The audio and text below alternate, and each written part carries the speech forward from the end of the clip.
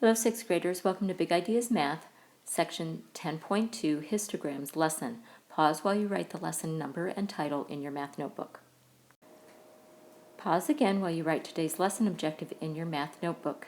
Today's objective is display numerical data in plots, including histograms, by completing Big Ideas Math with 100% accuracy in multiple attempts. Pause and copy this key idea into your math notebook. Histograms. A histogram is a bar graph that shows the frequency of data values in intervals of the same size. The height of a bar represents the frequency of the values in the interval. Be sure you copy that definition and the example that is with it.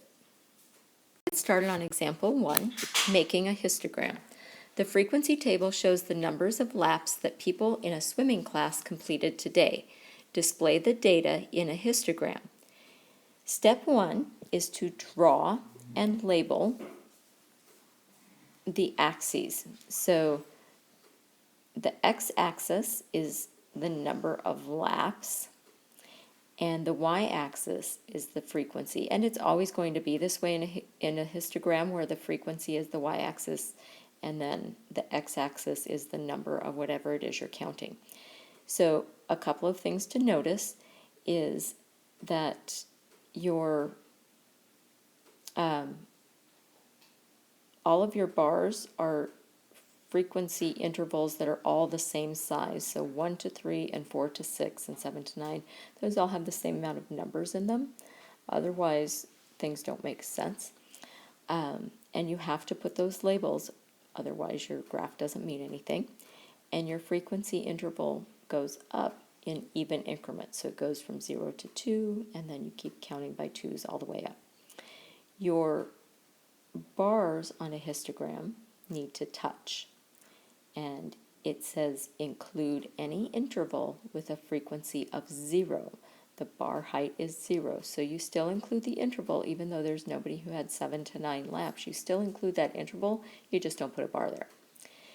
And so it says draw a bar to represent the frequency of each interval. So we can look at the interval of 1 to 3 and see that 11 swimmers swam 1 to 3 laps. So now that we have made a histogram, we're going to use an existing histogram. So it says the histogram shows the winning speeds at the Daytona 500.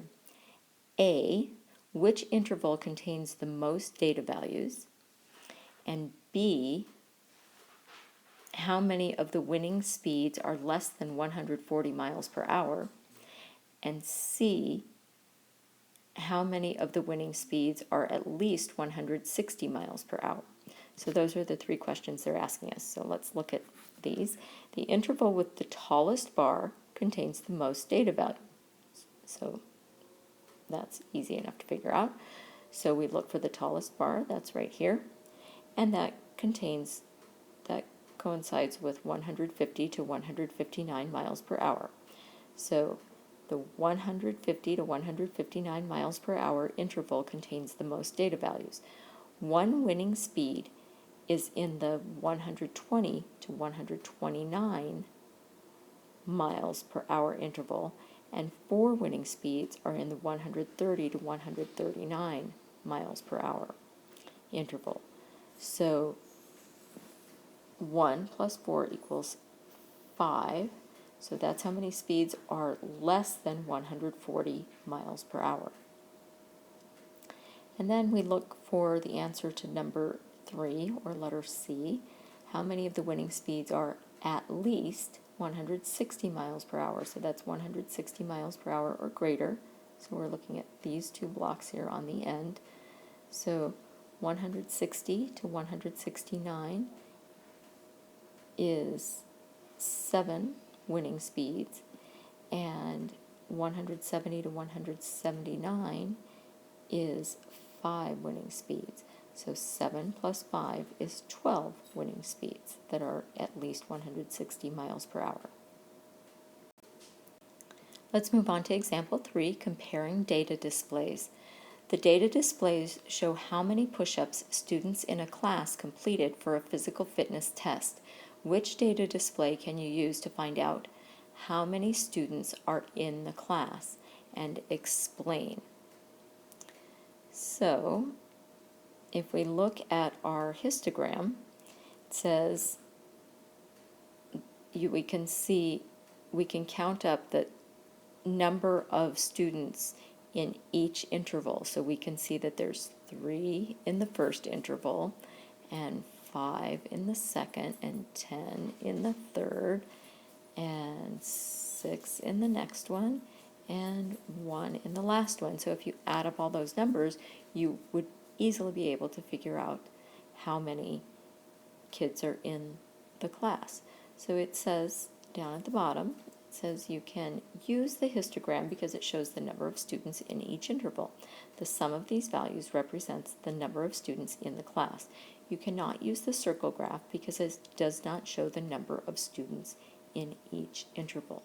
So since it doesn't have a total for the students in any of the intervals, then you can't use the circle graph for that.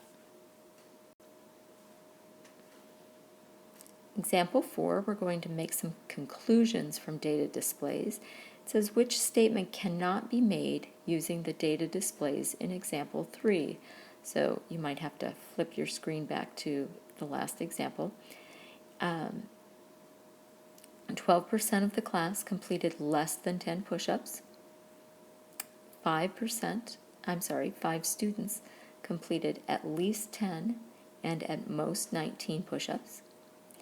At least 1 student completed more than 39 push-ups, or 29% of the class completed 30 or more push-ups.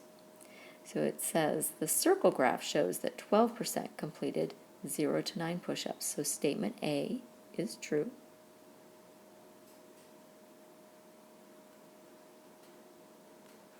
So that one's good. So remember, we're looking for the one that's false here. In the histogram, the bar height for the 10 to 19 interval is 5, and the bar height for the 40 to 49 interval is 1. So statements B and C can be made because statement B is 5 students completed at least 10 and at most 19 push-ups. So that's statement B. And statement C says at least 1 student completed more than 39 push-ups. So more than 39 would be the 40 to 49 interval. So that's statement C. The circle graph shows that 24% completed 30 to 39 push-ups and 4% completed 40 to 49 push-ups.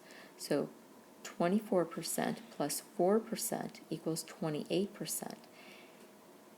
And that's how many completed 30 or more push-ups. So statement D is not correct because it says 29% of the class completed 30 or more push-ups. So that one is not correct. So we're going to write a little no on that one. So the correct answer is D. So to complete your flipped lesson, you need to be prepared with your notes, vocabulary, and any other work that's been assigned for you from the flipped lesson, and be prepared with any questions you have, and as always, a good attitude.